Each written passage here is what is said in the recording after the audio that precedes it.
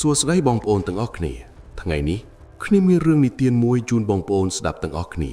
ហើយសម្រាប់បងប្អូនមិនទាន់ចុច Subscribe សូមជួយចុចម្នាក់មួយដើម្បីទទួលបានវីដេអូថ្មីៗពីយើងខ្ញុំតោះកុំឲ្យបងប្អូនរងចាំយូរចូលទៅកាន់សាច់រឿងទាំងអស់គ្នាសូមជូនរឿងព្រៃកប់ខ្មោចនិងខ្មោចបំពេកូននៅភូមិមួយដែលដាច់ឆ្ងាយពីគេជាប់ជើងភ្នំដែលពោពេញទៅដោយដើមឈើធំៗព្រៃក្រាស់ខ្ពស់កប់ពពកមានព្រៃមួយកន្លែងដែលអ្នកភូមិហៅថាព្រៃកប់ខ្មោចកន្លែងនេះមិនមែនជាទីបញ្ចុះសពធម្មតាទេប៉ុន្តែជាទីដែលគេយកសាកសពខ្មោចតៃហោង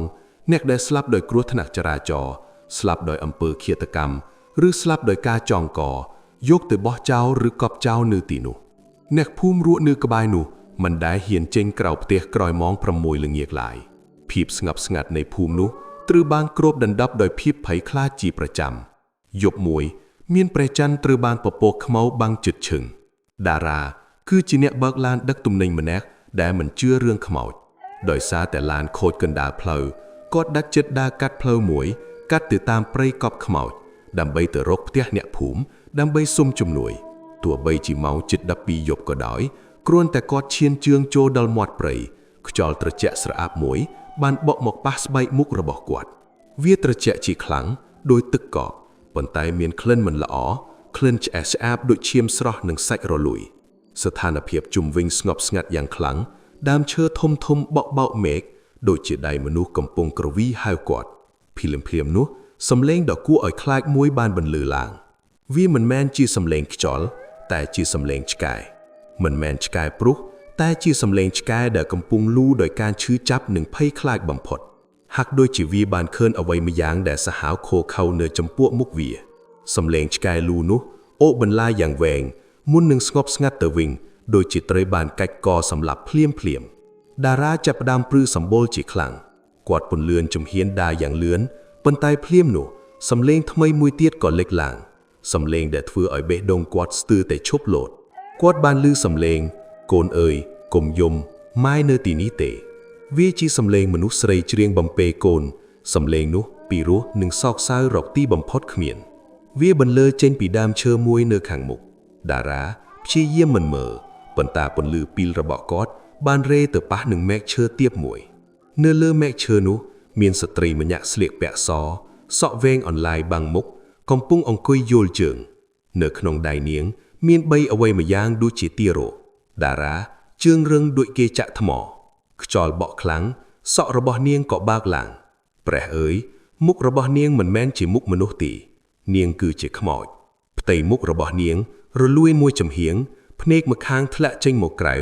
ឯមាត់របស់នាងវិញរហែកដល់ស្លឹកត្រចៀកពោពេញទៅដោយឈាមខ្មៅហូរស្រក់តក់អ្វីដែលនាងកំពុងបីនៅក្នុងដៃមិនមែនជាទារកទេវាជាក្បាលមនុស្សដែលដាច់ចេញពីខ្លួនភ្នែកសស្លែកកំពុងសើចដាក់តារាខ្មោចតៃហោងនោះស្រែកសួរដោយសំឡេងស្រែកកងរំពឹងពេញព្រៃស្រាប់តែនៅជុំវិញខ្លួនតារាដីចាប់ផ្ដើមប្រេះដៃរាប់រយជាច្រើនដែលមានស្បែករលួយសុទ្ធតែឈាមនឹងដៃបាំងលូកចិនពីដីមកចាប់ជើងរបស់គាត់ខ្លះដាច់កខ្លះដាច់ដៃខ្លះដាច់ជើងខ្លះមានតែពោះវៀនហៀចិនមកក្រៅពោះវាសុទ្ធតែខ្មោចតៃហោងដែលស្លាប់នៅទីនេះ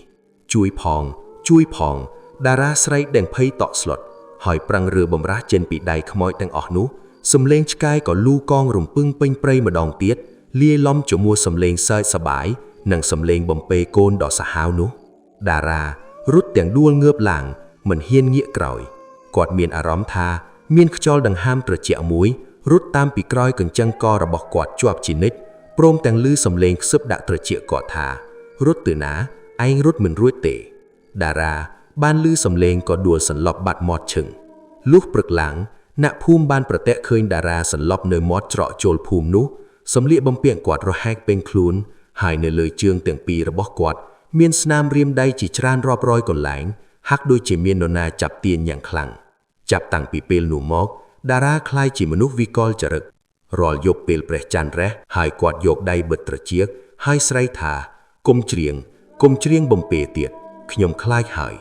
ចំណែកឯព្រៃកប់ខ្មោចនោះមានសភាពស្ងប់ស្ងាត់ប៉ុន្តែរាល់យប់ថ្ងៃសិលញាក់ដំណើរដែលហ៊ានដើរឆ្លងកាត់ទីនោះតែងតែឮសំឡេងឆ្កែលូនិងសំឡេងខ្មោចស្ត្រីបំពេកូន បន្លឺឡើងឡងបន្លាចញាក់ដំណើរឲ្យប្រលឹងចុងសក់យីរៀងរហូត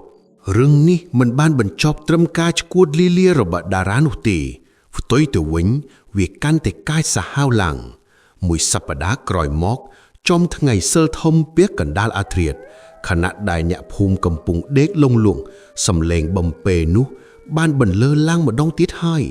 តែលើកនេះវាមិនមែនលឺពីក្នុងព្រៃទេគឺវាលឺចេញពីក្នុងផ្ទះរបស់តារាផ្ទាល់តែម្ដងកូនអើយកេងទៅម៉ែយកឯងនៅជាមួយហើយអ្នកជិតខាងដែលលឺសំឡេងនោះនាំគ្នាអុជភ្លើងបំភ្លឺឡើងហើយប្រមូលគ្នាមកមើលផ្ទះតារាដោយចិត្តក្លាហាននិងលាយភ័យពេលពួកគេធាក់ទ្រាផ្ទះចូលទៅ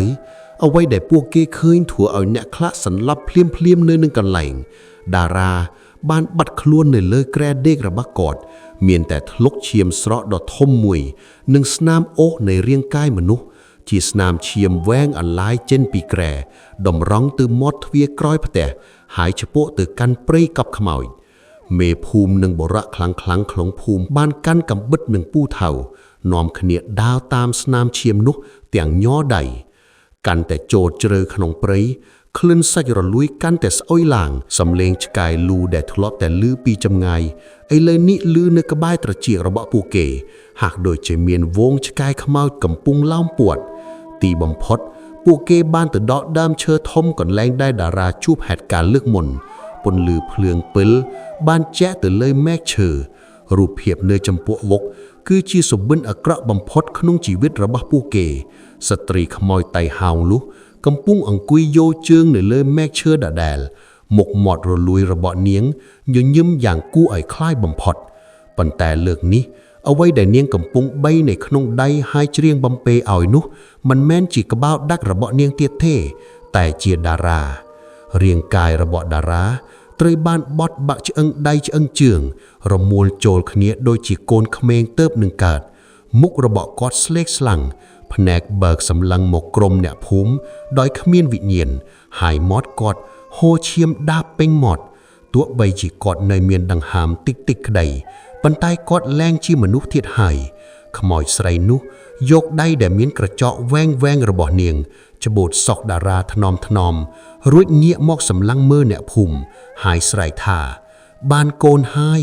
តែនៅខ្វះឪពុកពួកឯងមានអ្នកណាស្ម័គ្រចិត្តទេចប់សម្ដីភ្លាមដើមឈើទាំងឡាយក្នុងព្រៃចាប់ផ្ដើមញ័រខ្លាំងហាក់ដូចជាមានជីវិតឬឈើបានផក់ចេញពីដីរុំជើងអ្នកភូមិជាប់ស្រមោលខ្មោចរាប់រយបានលេចចេញពីភាពងងឹតខ្មោចដាច់កខ្មោចតៃហោងខ្មោចគ្រោះថ្នាក់ចរាចរណ៍ពួកវាដើរតម្រង់មករកពួកគេរត់ឲ្យលឿនមេភូមិស្រែកបញ្ជាពួកគេកាប់ឫសឈើហើយរត់បែកជើងគ្នាគេចចេញពីព្រៃនរកនោះសំឡេងស្រែកសុំជំនួយនៃអ្នករត់មិនរួចបានបន្លឺឡើងពីក្រោយខ្នងលាយឡំជាមួយសំឡេងតំពាសសាច់និងឆ្អឹងយ៉ាងសាហាវយប់នោះមានតែមនុស្ស3នាក់ប៉ុណ្ណោះដែលរត់រួចមកដល់ភូមិវិញរួមទាំងមេភូមិពួកគេនិយាយលែងចេញបានត្រឹមតែអង្គុយញ័រខ្លួនព្រឹកស្អែកឡើងគ្មាននរណាម្នាក់ហ៊ានចូលទៅក្នុងព្រៃនោះទៀតទេដើម្បីរកសាកសពអ្នកបាត់ខ្លួនអ្នកភូមិទាំងអស់បានសម្រេចចិត្តរើផ្ទះចោលទាំងប្រញាប់ប្រញាល់គ្មាននរណាម្នាក់ហ៊ានរស់នៅទីនោះទៀតឡើយបច្ចុប្បន្នភូមិដែលធ្លាប់តែមានមនុស្សរស់នៅបានคล้ายជាភូមិដែលគេបោះបង់ផ្ទះចាស់ត្រូវបានវល់រុំពួតហើយព្រៃឈើបានដកលេបត្របាក់យកភូមិនោះបញ្ចូលជាផ្នែកមួយនៃព្រៃកប់ខ្មោចទាំងស្រុងគេនិយាយតគ្នាថារយប់ថ្ងៃសិលអ្នកដំណើរដែលជិះកាត់ផ្លូវនោះមិនត្រឹមតែឮសំឡេងស្ត្រីបំពេកងទេតែគេឮសំឡេងមនុស្សប្រុសស្រែកធ្ងរដោយការឈឺចាប់និងសំឡេងមនុស្សជាច្រើនទៀតអង្វរសុំឲ្យគេដោះលែងប៉ុន្តែគ្មាននរណាហ៊ានឈប់មើលឡើយព្រោះបើហ៊ានតែឈប់អ្នកនឹងក្លាយជាសមាជិកថ្មីនៃព្រៃកប់ខ្មោចនេះជារៀងរហូតសូមអរគុណបងប្អូនទាំងអស់គ្នាសូមជម្រាបលា